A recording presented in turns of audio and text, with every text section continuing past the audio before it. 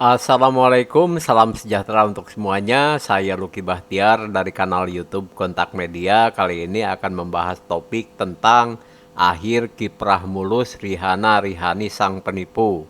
Saya katakan kiprah mulus berakhir karena apa? Karena sekarang kiprah mereka sudah tidak mulus lagi, bro. Sekarang mereka sudah ditangkap oleh polisi. Begitu ya, karena mereka itu terindikasi telah menipu bahkan puluhan miliar rupiah, 35 miliar loh, duit yang tidak sedikit. Sebelum kita membahas, mari kita opening terlebih dahulu.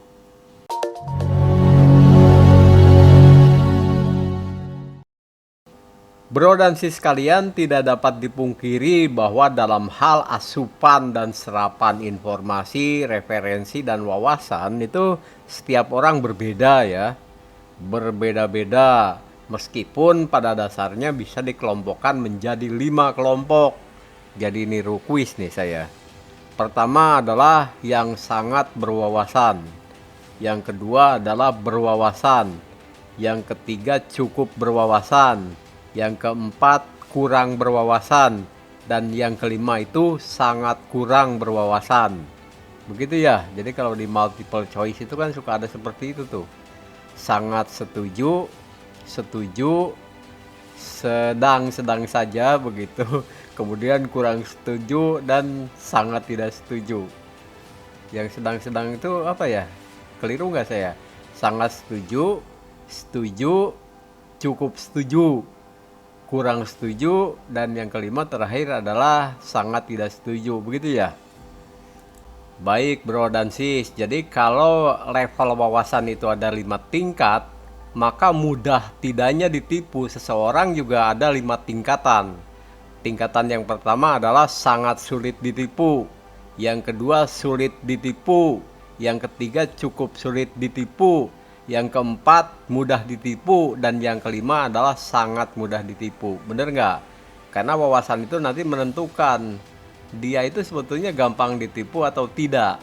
Walaupun pada akhirnya tertipu, tapi ada levelnya kan. Apakah dia tertipunya dengan cara yang sangat mudah dan lain sebagainya. Terkadang wawasan juga tidak selalu berbanding lurus dengan level pendidikan formal ya. Jadi ini kisah nyata di tempat saya. Banyaklah anak-anak S1 pada saat itu tergiur oleh ponsel yang harganya murah di bawah pasar. Mereka sarjana loh padahal. Ponsel itu normalnya harganya 6 juta, tetapi ditawarkan 4,5 juta online. Akhirnya mereka beberapa orang itu melakukan transaksi online. Kemudian biasanya kan kalau transaksi online itu kita melakukan submit pembayaran itu terhadap marketplace-nya. Nah ceritanya tidak, marketplace-nya di Jumper itu komunikasi hanya lewat SMS ya. Waktu itu belum ada WhatsApp yang booming. Ya sudah, tertipulah mereka.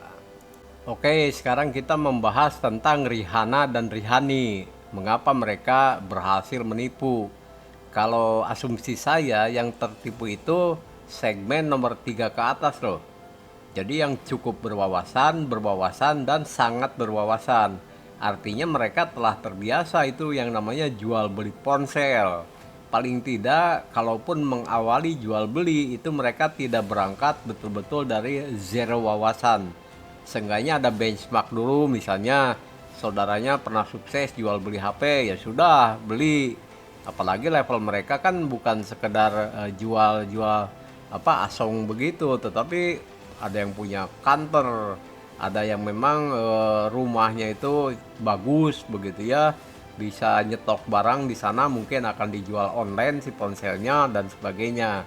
Intinya Rihanna dan Rihani ini berhasil menipu segmen yang cukup berwawasan bahkan yang sangat berwawasan.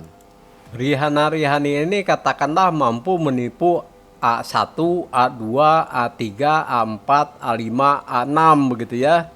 Nah, si A1 sampai A6 ini adalah para reseller. Jadi mereka sendiri beli HP dari Rihani itu untuk dijual kembali. Artinya mereka mengambil margin begitu ya. Kan dari Rihani itu disinyalir lebih murah antara 20 sampai 30%. ketika A1 sampai A6 tadi menjual misalnya ke B1, ke B2, C1, C2, A aksen dan sebagainya, itu tentu dengan harga yang lebih dinaikkan supaya mereka itu mendapat margin keuntungan. Nah, ceritanya kan seperti itu yang diharapkan oleh si reseller. Tapi ternyata tidak. Jadi yang tadi itu ya si B, C, D, E, F, siapapun lah, Mahmud, Nina dan sebagainya, itu kan store uang kepada A1, A2, A3, A4, A5, A6. Harapannya setelah store uang kan mereka nanti dapat HP. Nah, kemudian si A1 sampai A6 ini store uang kepada Rihana Rihani. Harapannya adalah agar di drop ponsel. Ketika mereka mendapat drop ponsel dari Rihana Rihani inilah didistribusikan lagi atau istilahnya reseller lah ya, itu kepada yang tadi si Mahmud, si Nina, si Joko dan sebagainya. Tapi yang diharapkan seperti ini tidak terjadi. Nina, Mahmud, Joko, Ningsih itu kan sudah store tuh kepada A1 sampai A6. Nah, A6 store uang kepada Rihana Rihani. Setelah sekian lama itu tidak muncul-muncul si HP-nya. Akibatnya apa? Nina, Mahmud, Joko, Lilis dan sebagainya itu menuntut kepada A1 sampai A6. A6 akhirnya menuntut kepada Rihana Rihani, dan setelah Rihana Rihani ini tidak menyanggupi untuk mengembalikan uang begitu ya, karena HP-nya tidak datang-datang, terjadilah pengaduan kasus ke kepolisian dan Rihana Rihani akhirnya dinyatakan sebagai DPO. Sekarang timbul pertanyaan, kunci sukses apa sih yang dilakukan oleh Rihana Rihani sehingga bisa menipu orang-orang yang berwawasan tadi? Sebetulnya sederhana ya, mereka mampu menanamkan apa yang disebut trust issue atau isu kepercayaan. Berhasil dia meyakinkan dengan penampilannya, dengan kata-katanya, kemudian dengan rumahnya itu juga ada di daerah elit, dan satu lagi, bahwa pada bisnis awalnya, transaksi awalnya semua berjalan lancar. Ketika dibeli itu ponselnya sekian minggu beneran datang, dan ketika ponselnya itu dicek ya beneran bagus. Emailnya terdaftar, kualitasnya juga moncer, bergaransi. Orang kan jadi percaya begitu. Nah, ketika udah percaya ya sudah. Disitulah Rihana dan Rihani melakukan penipuan. Jadi sekali lagi kuncinya adalah pada trust issue. Sekarang timbul pertanyaan di benak saya, namanya Rihana Rihani ini beneran mau menipu atau enggak sih begitu? Atau jangan-jangan di belakangnya juga ada orang yang lebih besar dari mereka, cukong lah atau siapalah atau sindikat atau apapun namanya. Karena apa? Kalau benar mereka itu mampu menipu 35 miliar dan uangnya ada di mereka, sedangkan mereka itu benar-benar sebagai otak utama, kenapa nggak milih kabur saja ke luar negeri begitu ya? Kabur ke luar negeri, yang 1 miliar itu dipakai saja lah untuk merombak penampilan, merombak wajah, operasi plastik atau apapun. Kemudian ya coba pindah ke warga negaraan begitu, selamat mereka. Tapi kan pindah ke warga negaraan itu tidak mudah ya bro. Ya paling tidak walaupun tidak pindah ke warga negaraan, mereka lari-lari lah begitu. Pindah ke negara ini, pindah ke negara itu terus saja sampai tua.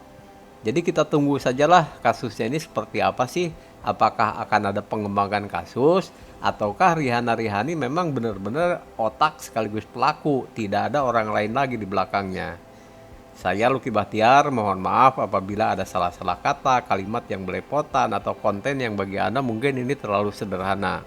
Sekali lagi mohon maaf, saya sebagai channel yang masih kecil, tentu butuh bantuan dari Anda berupa like, share, komen, dan subscribe agar channel ini makin berkembang. Begitu saja, saya mengucapkan wassalamualaikum.